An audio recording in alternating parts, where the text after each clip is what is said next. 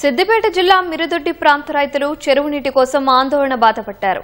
గ్రామంలోని పెద్ద చెరువు నీటిని బయటకు వదిలేందుకు జరుగుతున్న ప్రయత్నాలను నిరసిస్తూ తహసీల్దార్ కార్యాలయం ఎదుట ధర్నా చేపట్టారు.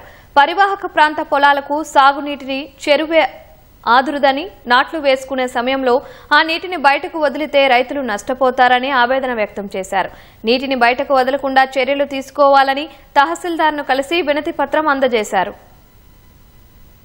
గ్రామానికి సంబంధించినటువంటి చెరువు అది అందరి రైతులకు మరి ఉపయోగపడే చెరువు కాబట్టి చెరువు వెనుక ఉన్న వాళ్ళు ఏంటంటే చెరువు నీళ్ళు ఇవ్వాలంటే చెరువు ముందట ఎడారైపోతుంది కాబట్టి గ్రామానికి ఎడారైపోతుంది కాబట్టి చెరువు నీళ్లు ఇడవద్దు అని గ్రామ రైతులు అందరూ మరి ఏకమై మెమోరాండం ఈరోజు మరి ఎంఆర్ఓ గారికి మెమోరాండం ఇచ్చడం జరిగింది. కాబట్టి దీని మీద ప్రభుత్వం కూడా చర్య తీసుకొని ఆ నీళ్లు ఆపాలని మా రైతుల విన్నపం.